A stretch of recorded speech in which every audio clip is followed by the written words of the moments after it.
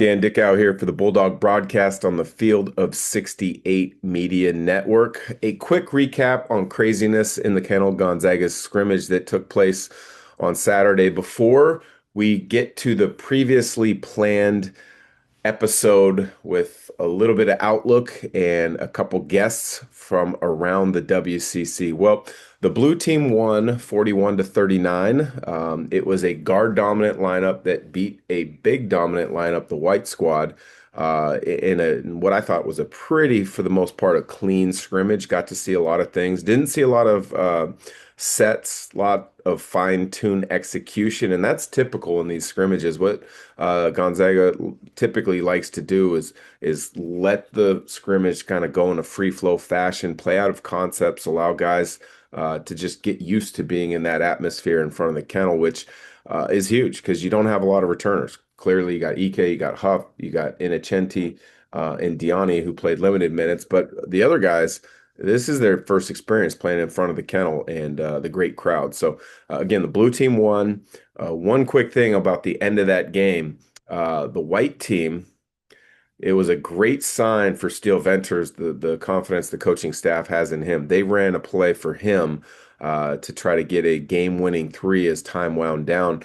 Both guys rushed deep. Both two defenders rushed to him. He made the correct read, the correct play, and got it to Graham Ike, who wasn't able to convert at the buzzer to either force overtime or win the game. But I thought that was a tremendous sign for Steele Venters. We'll kind of touch on a few things, but Steele first looked great to me. Three-point shootout, he clearly ran away with it.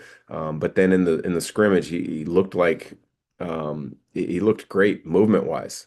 He showed the ability to shoot threes, knock down threes in a couple different ways. He had space threes, and then the big one is when he came off a double screen with pace, great balance, footwork, great elevation on the jump shot. That to me is going to be the key for him to get minutes.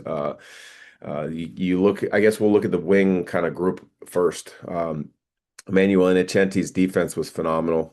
Got banged up right at the end. Don't know if it was a hip or a back, but didn't look too serious. But he sat out the final couple minutes. Adam Miller, transfer from Arizona State. He's another guy that's in that mix of being a starter at the two, maybe the three. I think eventually he'll get the nod at the two. I mean, he's started, I think, something like 120 out of 122 possible career games up to this point at high levels. So I would imagine he gets the nod, but he showed the ability to knock down threes, also straight line drive, get fouled. Jalen Worley, his numbers don't jump out at you, but he had a presence in the game, especially because he was with that blue group where he kind of played the small ball four. He able to pick and pop, get to floaters in space as the roll guy. He showed a grittiness defensively. I thought he was a connector on offense, moving the ball, spacing the ball when need to be. So that's another guy you got to keep an eye out for clearly a rotational spot. Whether he starts, it's hard to say right now. Tyon Grant Foster, again, Gonzaga just got his eligibility cleared to practice a couple days before.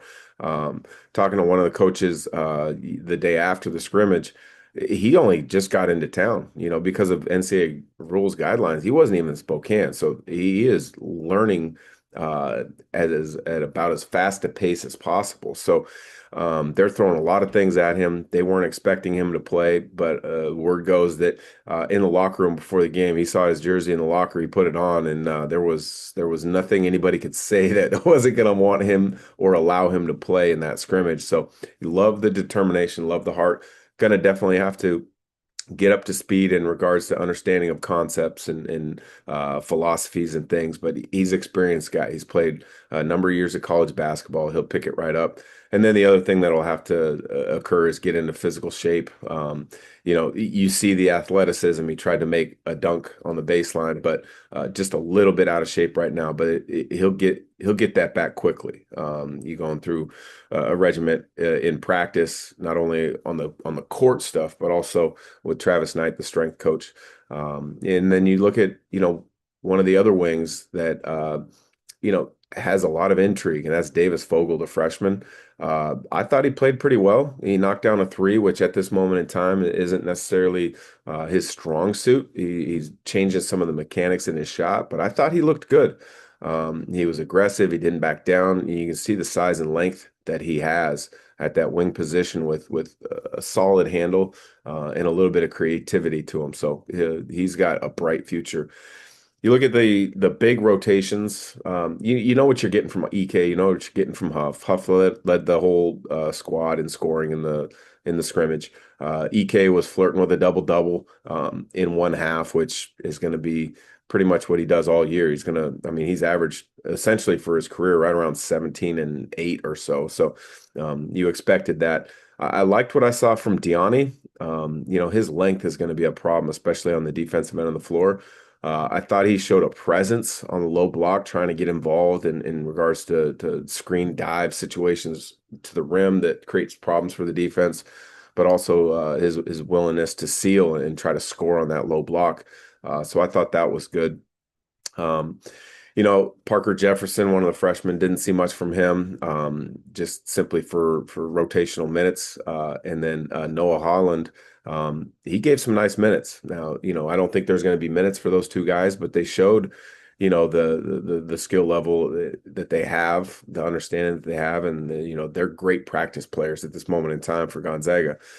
We shift to the guards, and I think Braden Smith really showed a kind of a presence out there, a leadership capability that this team is going to need. That, quite frankly, all teams are going to need. Gonzaga's had it in different ways in different years, but Braden Smith clearly looks to be that leader.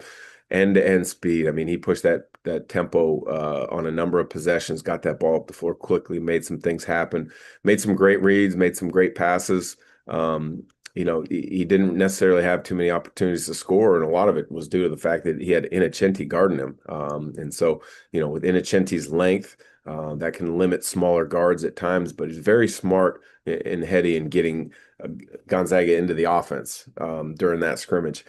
And then the last guy to touch on is Mario St. Superi. There's so much intrigue and excitement about his future at Gonzaga, and rightfully so. He showed the part as far as at least looking comfortable. But there are definitely some things that are going to get cleaned up. And this is true of all freshmen, but especially freshmen coming from Europe and that style of play to America and the style of play in college basketball. 5 turnovers, that's definitely going to be cleaned up. But for the most part, well, I would say I know there was at least 2 turnovers that were kind of just, I don't want to call them laziness, but not expecting someone to jump in the passing lane, not expecting that athleticism of somebody to make a recovery play, where then at least 2 of them were just trying to do too much. He came off a back screen and caught the ball. He had an opportunity to just one dribble power up to the rim with a defender behind him that was also smaller, and he tried to make a kind of a cute pass back to the big, where even had the big, I believe it was EK, caught it, there was no advantage. So all things that, with film work, with drill work, with talking through things, situations with the coaches, will get cleaned up. But all in all, lots of positives in that scrimmage for Gonzaga. I think you hear the excitement in talking to fans about, hey, I didn't know this player could do this, and I'm really excited about this player's future. Who are we going to start? I think right now, if I were to pick a starting lineup, clearly you're going EK and Huff on the interior. And then I think you're going Braden Smith at the point. And then I think Adam Miller is going to start at the 2, which allows you to bring St. Superi off the bench, either at the 2 or the 1, because I think he and Braden Smith are going to play together at times. So then I think you're looking at who's your starting 3. And I think you can go in a number of different ways. I think Jalen Worley showed that he can definitely help. I think Tyon Grant Foster, with his experience and his production within that experience, could give him a leg up, but he's playing catch up because he just got cleared to practice. And then Steele Venters is also that guy that, because you can shoot it, and that's so many times a great equalizer in basketball. Do you put him on the floor if he continues to prove and show that he's healthy and he can move? Because if you can create space right off the bat for that interior group of EK and Huff, now all of a sudden, you know, now you're bringing in slashers like a Grant Foster and athletes like Grant Foster or versatility guys like Worley. You're having lots of different options because I could even see Worley playing a little bit at the four. I think there's going to be times where Gonzaga goes small ball. In regards to the first four, and then always EK or Huff, I would imagine are going to be one of those two are going to be in the game at all times, unless the game becomes a blowout. But one of those two scorers will always be in there on the interior. But you know, leaving the arena on Saturday after calling the game on KHQ SWX, I think what I felt, and I think what a lot of fans felt, is this team is loaded. There's a lot of ways they can go with versatility. Now, for the most part, Gonzaga's only gone 8 deep. There's been times they play nine, but that nine guy doesn't play as many minutes. So a great position for Coach Few and staff to be in to try to work out rotations, minutes, exactly the style that they're going to play at times. But this team's got a lot of potential. Their preseason, when the AP comes out, the coaches poll comes out, I would imagine they're going to be flirting right around that 20, 21, 22 range. But this is another team, after seeing them, is an NCAA tournament team. I think it's a second weekend NCAA tournament team. And in this day and age of college basketball, experience goes a long way. So you never know where this team's going to end up. Appreciate our sponsors, McGilvery Environmental, ICCU, Denena and Associates, and don't forget about Cooney's Tie. I actually picked up Cooney's Tie as takeout for the family last night up in the Wandermere area. Tremendous food. We had a great family meal last night. So thanks to all our sponsors. Check out their commercials throughout the podcast and give them a little bit of a support. We appreciate them, and go Zags. The world's leading immersive basketball training experience that combines in-person skill development with digital gamification and virtual competition. At Shoot 360, you will train with our coaches, measure your skills with our proprietary technology, and track your progress on the Shoot 360 mobile app. Shoot 360 Spokane. Unlock your game. Welcome back to the Bulldog broadcast on the Field of 68 Media Network, episode 2 here in the preseason, as we get set to really kind of dive into what this season is going to look like for Gonzaga basketball in the non-conference and the regular season, and obviously what everybody expects in the postseason. But today we're going to do a little bit different outlook on the season. We're going to touch on each of the other teams in the WCC, touch on a little bit of what they lost, maybe the couple big non-conference games that they have, as well as what they might have returning. But first off, big thanks to our tremendous sponsors, McGilvery Environmental. You need any type of land work done, whether it's cleanup, excavation, and site prep work, look up McGilvery Environmental. They do a tremendous job. Cooney's Thai in North Spokane, some of the best Thai food I have ever had. It's a family staple. We get takeout there. We'll stop in there. I just had the yellow curry the other day at the 5-star level, and it was unbelievably good. So check out Cooney's Thai. Also, big thanks to ICCU. They're making a big footprint in regards to banking services in Spokane. They do a tremendous job. They support a lot of different youth organizations. They're supporting the Bulldog broadcast, so we thank you for them this year and their support. And we also want to thank Denena and Associates Family Law. Tremendous job by them looking out for families that need questions answered. So big thanks to those sponsors. Let's dive right into it today with looking at all the other teams in the WCC. Well, Gonzaga didn't win the West Coast Conference title a season ago. Bulldog fans, we know basketball is all about teamwork, hustle, and having someone you can trust in the clutch. Life isn't much different. When challenges come your way, especially family matters, you need a strong team by your side. That's where Denena and Associates step in. They're more than just a family law firm. They're your advocates, guiding you through the hard files life throws your way with skill and care. In Spokane and beyond, Danetta and Associates are ready to fight for what matters most, your family. Call 509-325-0125 or visit padlawoffice.com to learn more. That's padlawoffice.com to learn more. So St. Mary's season ago obviously won the conference title. They did not win the tournament title, but St. Mary's, you always know what to expect. Big, tough, physical, disciplined team on both ends of the floor, but defensively, they make you work for absolutely everything that you're trying to do. They play a slow, deliberate style on the offensive end of the floor. A big question for them is going to be how do you replace Augustus Marshallonis? A season ago, they thought they were going to have to find a way to replace the scoring firepower of Aiden Mahaney when he went to UConn. Well, it was an easy replacement because they just put more responsibility on the shoulders of Augustus Marshallonis, and he proved just how good of a player he was a season ago.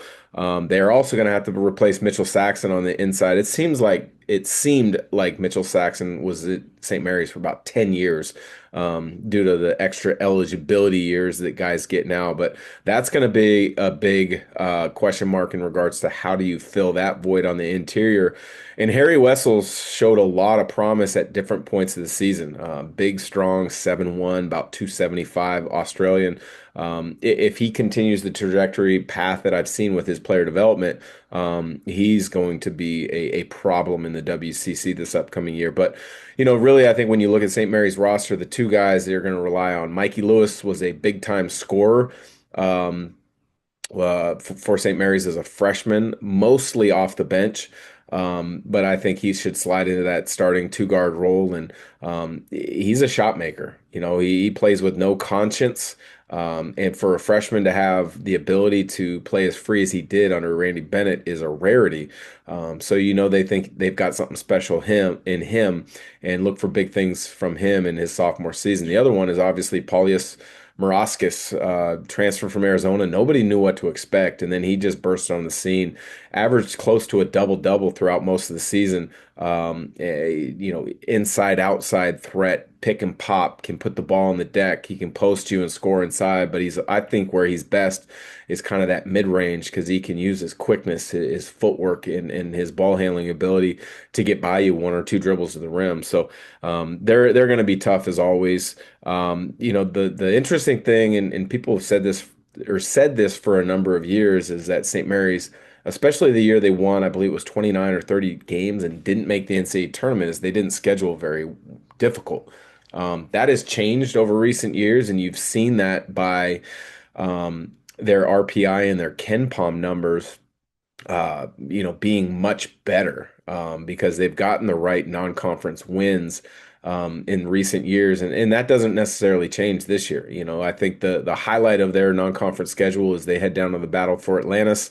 And they'll play there with a number of big time programs. So St. Mary's clearly going to be a big challenger to Gonzaga for another WCC title.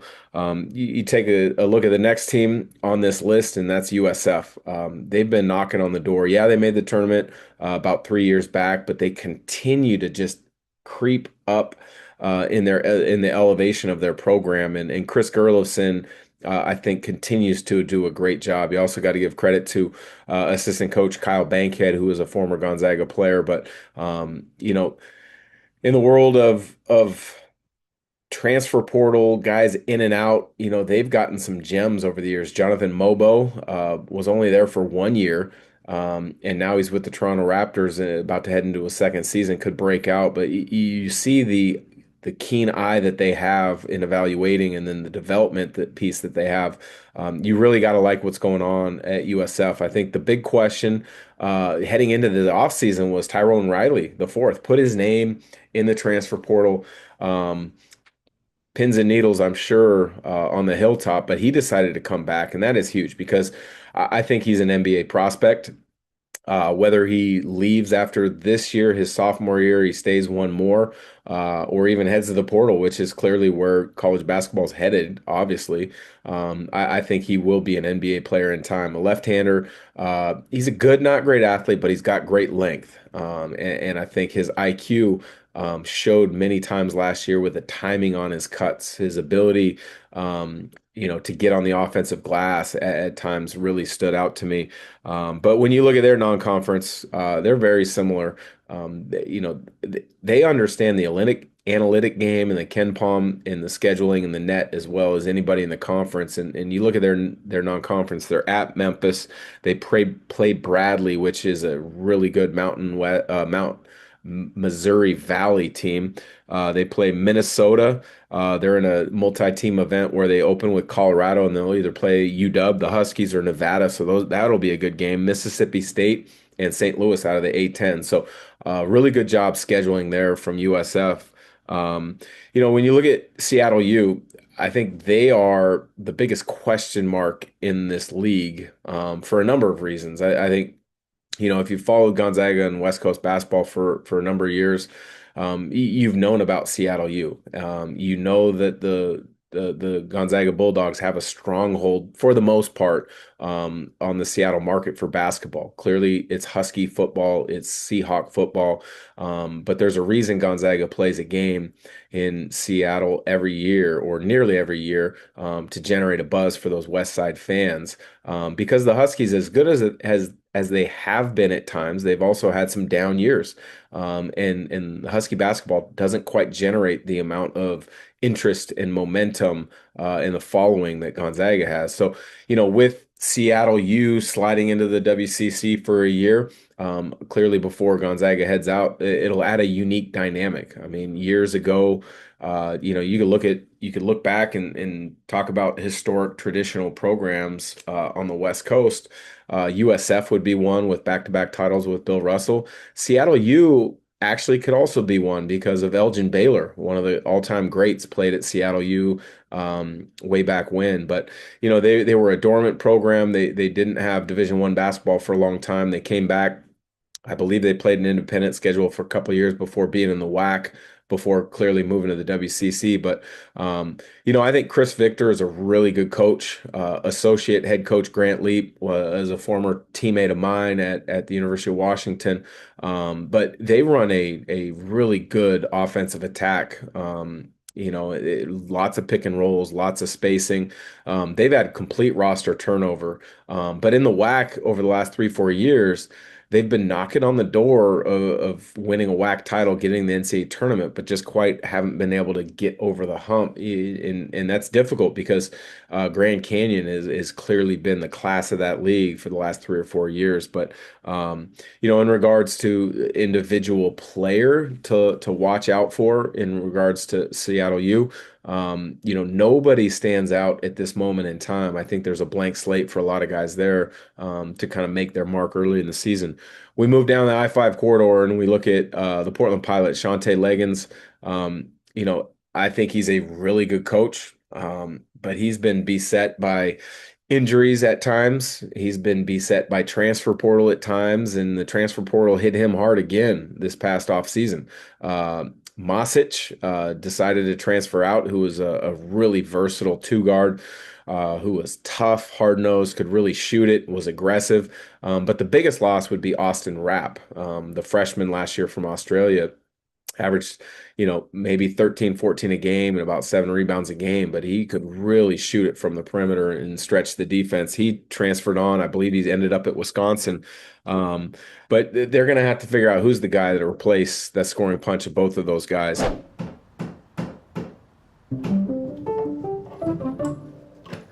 Mom. Have you watched?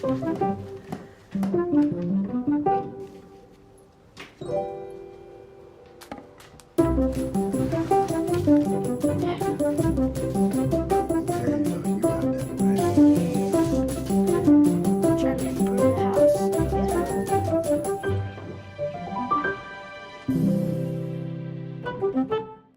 So you continue to just look at Portland and their schedule. Nothing truly jumps out in regards to difficult games, although they play at Stanford and at Wyoming. That Oregon game, they oddly enough almost beat Oregon a season ago.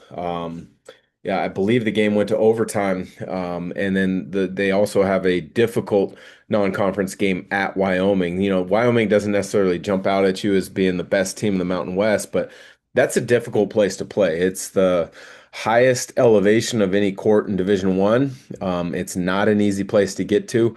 And Sundance Wicks, head coach at Wyoming, does a tremendous job of preparing his guys. So yeah, a little bit of an outlook on Portland. I think moving down into California, you look at Pacific.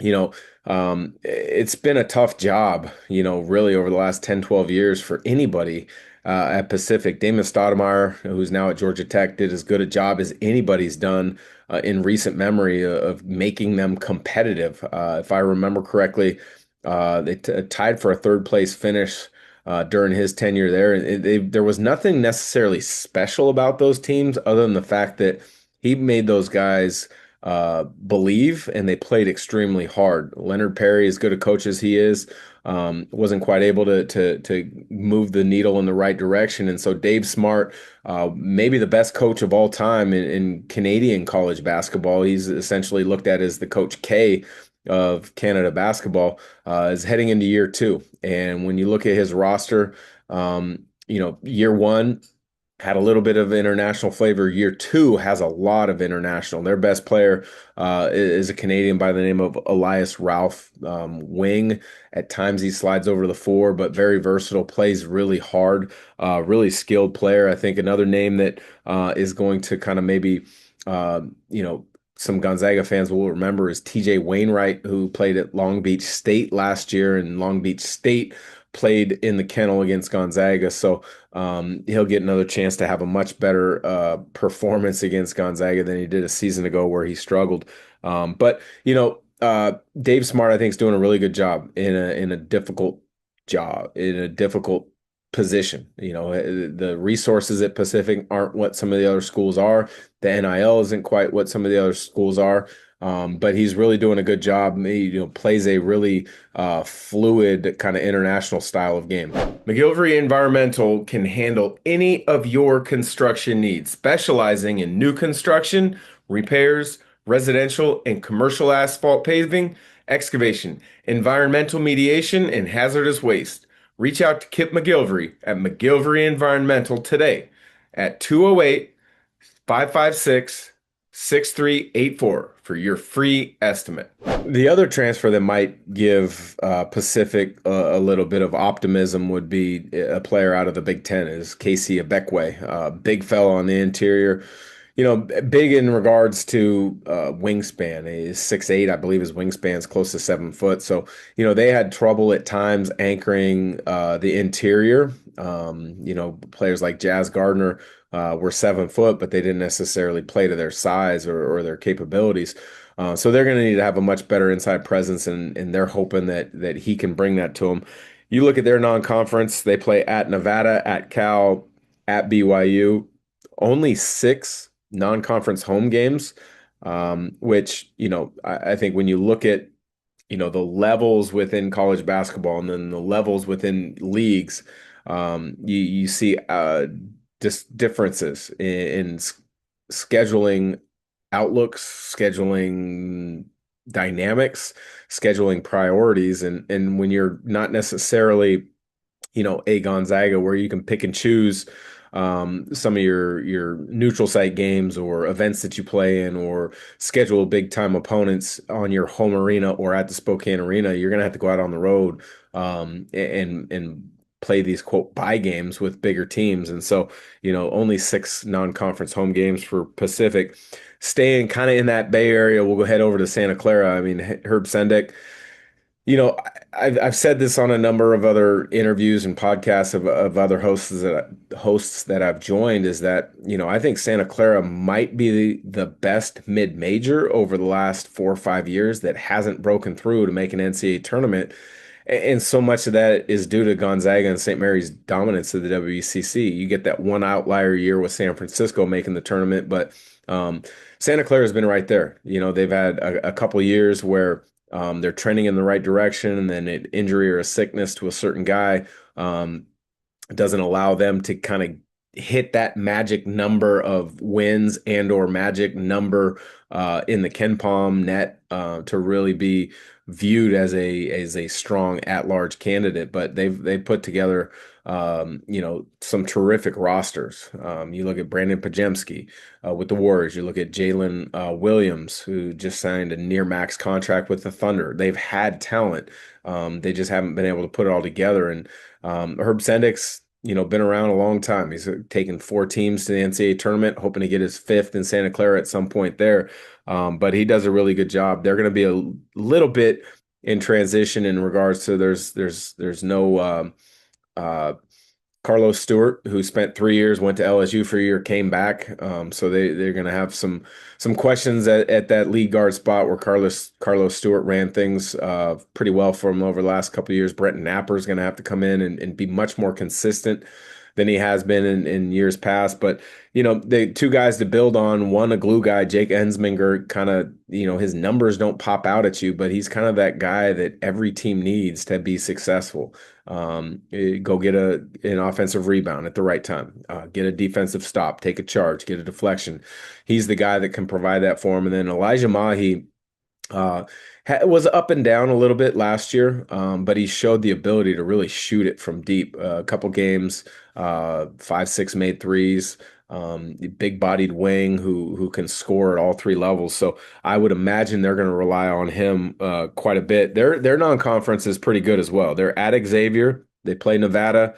They play a multi-team event where they start with St. Louis, which is always good in the A10. And then they'll play either Stanford or Minnesota, depending on the results of that. They're at New Mexico, and they also play Arizona State, who they beat a year ago just outside Las Vegas in Henderson, Nevada. So Santa Clara, again, knocking on the door of being an NCAA tournament team. Pepperdine a season ago, that was kind of, you know, sometimes when the ball gets rolling in the wrong direction, it just keeps rolling and rolling, and it's hard to turn it around. And I think that's kind of a good way to look at it with Ed Schilling's first year as head coach at Pepperdine. They made a change, and he came in, brought a lot of new faces. Mo Odom clearly became the star at the end of the year for Pepperdine. But, Pepperdine, they had bigger things to worry about than winning basketball games early last season. We all remember the fires along the Pacific Coast Highway, the Palisades, Malibu area.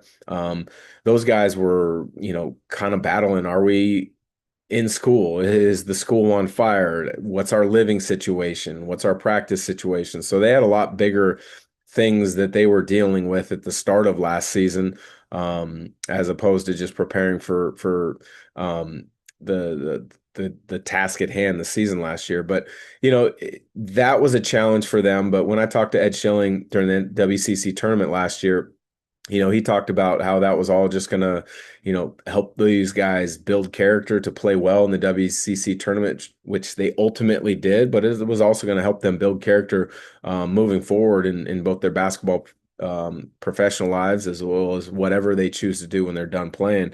So that sometimes you can't control what's in front of you, but you have to, continue to move forward and make progress day by day. And I think when you look at, what they lost from last year, Mo Odom is clearly the one that jumps out at you. Big time scorer. I believe he was second in assists in the WCC, even top 10 in the assists, if I remember correctly, a season ago. Obviously, Ryan Nemhart leading both the conference and the nation in assists last year. But they're going to have a couple interesting names that Gonzaga fans will remember. First being Pavle Stosic, who spent 1 year at Gonzaga, only made an appearance in maybe 6 or 7 games before going to Utah State. Didn't really play much at Utah State. So, hopefully for his sake, he can find an opportunity at Pepperdine and make the most of it. And then the other player there that, Gonzaga fans may remember is the point guard at Yale, Yassine Garam. He exhausted his eligibility in the Ivy League because they only let you play 4 years, but he had 1 year left to play. He is now, as a Southern California native from San Diego, at Pepperdine, looking to round out his career. And he's not necessarily a flashy, put up a lot of numbers like Mo Odom point guard. He's a no-nonsense, terrific on the defensive end, kind of, control the tempo, get you into your stuff, and get the right guys the ball at the right time. So another roster build out that has a lot of international flavor for Ed Schilling, but I would expect them to really improve in year two because they won't have the preseason, early season challenges like they had last year, and they'll learn right off the bat.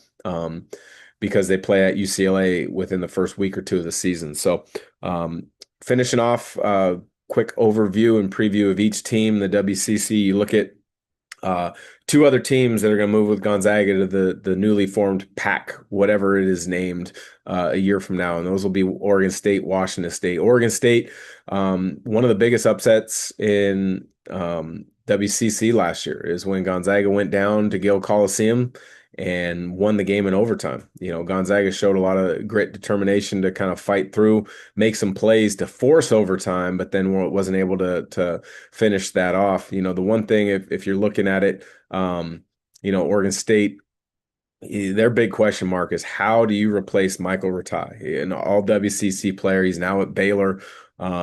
He was a tremendous player who made strides year over year under Wayne Tinkle, and then last year exploded.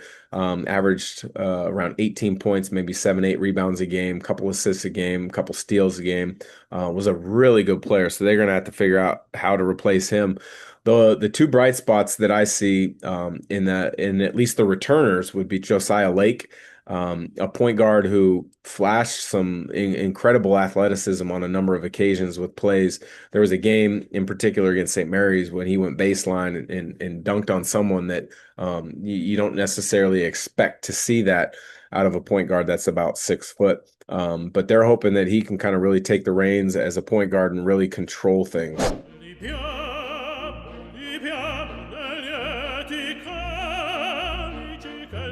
Life happens. Lucky for you, the new ICCU Central Plus checking account comes with benefits, including cell phone protection. Wait, through my ICCU checking account? That's right. Along with a whole lot of other benefits you might need. Because being human is a full-time job. The other player that I think has a lot of potential that's a returner, and Wayne Tinkle and his staff told me the same thing last year, would have been Isaiah C, overseas kid from France. If you look at a traditional trajectory of a young player, you got to get comfortable with the game. Some guys at the college level, some guys get it earlier than others, but you also got to adjust to the physicality of it. And Isaiah C is a player that's got a lot of potential, but it'll be interesting to see what his athletic trajectory, how fast it progressed over this offseason, because they've got a lot of outlook, potential hope for him to really become a good player on the wing for them. And one of the challenges for Oregon State is, and this was the case when they were in the Pac-10, Pac-12, is that interest factor from fans in the state of Oregon. I mean, Oregon, the Ducks get the majority of the attention. They get a lion's share of the Nike money, the booster money for businesses tend to gravitate towards the Ducks. But, I think with the revamped Pac-10, 12, whatever it ends up being, they've got a chance to really kind of be on solid footing moving forward. And I think, one of the reasons they can also be on solid footing is Wayne Tinkle's been there for a while. He is the longest tenured coach in regards to outside of Coach Few and Randy Bennett. He's the longest tenured coach at a school in the current WCC. And then when that goes to the new league, the Pac whatever, he's going to have kind of that ability to talk about to recruits the consistency of Oregon State basketball and who's been in charge. And don't forget, he is a heck of a coach. I mean, he's gotten them to the NCAA tournament, the Elite Eight, about 5-6 years ago. They're a good program. They've been really hampered by NIL. They've been really hampered by inopportune injuries at times. And then, it'll be interesting to see with Michael Rataj moving to the transfer portal and going to Baylor, who's that replacement? Did they find a similar and capable replacement in the transfer portal or overseas? Because they've made it a priority the last couple of years to kind of be Eurocentric, and that's the case when you look at their roster.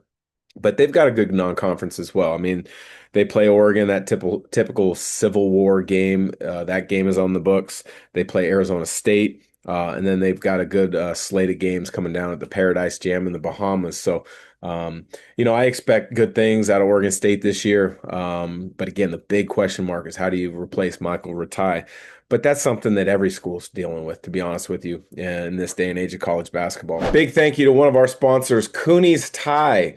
My family and I live on the north side of Spokane, and we absolutely going to Cooney's Thai. Whether it is in person, whether it's takeout, the food is always phenomenal. As authentic of Thai food as I have ever had throughout my travels across this country. Unbelievable service, unbelievable price, unbelievable people that are involved with Cooney's Thai. Whether it's the pad Thai, whether it's the pad CU, whether it's one of their awesome curries, you will be thankful that they took great care of you. Again, Cooney's Thai on the north side. Check them out online today, cooniesthai.com. Whether you want to sit in the restaurant and you have tremendous service or order for takeout, it will be piping hot and ready for you when you show up. Thanks again to Cooney's Thai. So Seattle University clearly being the new addition to the WCC is going to bring an interesting kind of twist because, Gonzaga gets the primary attention, I guess you could say, in regards to college basketball on the west side of the state. Yeah, UW fans, you might get a little upset with that, but for the most part, it's true. Gonzaga will sell out Climate Pledge Arena nearly every time they play there. So it's an interesting dynamic simply for the fact that Seattle's the biggest media market in the state, yet Gonzaga gets the majority of the basketball coverage in the state. But I think it's going to be a fun, interesting matchup for 1 year in the WCC, clearly before Gonzaga goes to that Pac-12. But they've got a really good head coach in Chris Victor, associate head coach Grant Leap, former teammate of mine at the University of Washington, does a really good job with their offense. It's a pick and roll centric, great spacing. They've got a couple really solid returners. Malik Arrington spent a year at Idaho State before being at Seattle U last year. He stuck around. John Christophilus, who started at Creighton, was at Seattle U last year. Those two, alongside Braden Maldonado, should be kind of the focal points of their offense. But one interesting guy to keep a name on and watch out for during WCC play is former Zag Jun Suk Yo decided to head over to Seattle U after being in the transfer portal. So that's going to be an interesting return game for him, see how he plays, because he, as talented as he never was able to kind of break through that rotation. He's talented, he's big, physical, he's more athletic than you would expect, but hopefully in a new setting, he's got an opportunity to kind of make the most of his career there. So you look at their schedule, they've got a pretty good one. They play at Stanford. They play UW in Climate Pledge Arena, which should be a fun game for anybody that's a college basketball fan in the state of Washington. They're in an MTE in Las Vegas where they start with Texas State, which is another one of those schools that's been rumored to maybe be in the new Pac-12, where then after that they'll play either Lehigh, the alma mater of CJ McCollum, or UCSB, which has former St. Mary's star Aiden Mahaney on it. But, Seattle U traditionally, way back when, tremendous program. Very similar to USF when they won the titles with Bill Russell. Seattle U was a power when they had Elgin Baylor. Had a stretch where the program went dormant for some reasons. Came back as an independent for a couple of years, then has been in the WAC the last stretch, and they've been really good the last 3, 4, 5 years, hovering around 20 wins, but couldn't quite break through and knock off Grand Canyon to get that automatic bid to the NCAA tournament. But Chris Victor does a great job there. I like that addition to the WCC in Seattle U. Yeah, definitely. Have a great weekend. Thank you. See you next week. Bye. All right, thanks. All right, take care. Bye, everyone.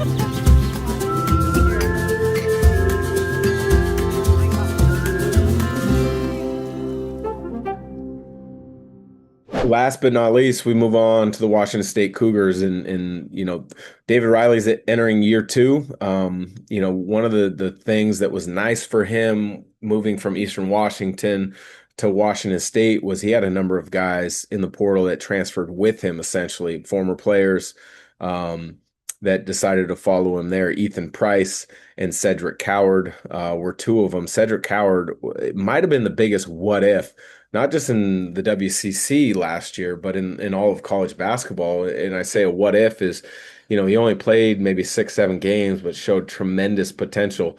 And had he stayed healthy throughout the whole year, could Washington State's team and record been different? Could they have potentially made the WCC tournament? It's really hard to say and project, but when you look at what he did essentially in 6 or 7 games, is he opened a lot of people's eyes, and then he became a top 15 pick in the NBA draft for the Memphis Grizzlies without having played much. Now, he did enter the transfer portal. He was all set to go to Duke. So I can't sit here saying he would have been back to Washington State, but it gives you a lot of reflection on what could have been a season ago for Washington State had he been healthy and not injured his shoulder. But he's not the only guy they lost. They lost a couple seniors, but they also lost a good scoring combo guard who spent a little bit of time in the starting lineup, but mostly was a fire plug off the bench, and that's Isaiah Watts, who's now at Maryland. Aggressive to score. Anytime he came off the bench, he was looking to find openings and to score. And then defensively, a little slight of build, but he was, great in the passing lanes. So it's going to be an interesting transition for them. The point guard position is always interesting. They lost Nate Calmes to the transfer portal. So is Parker Garrett's the answer? One of those kind of steady guards who's not going to really look to score it, but get you set up in your offense.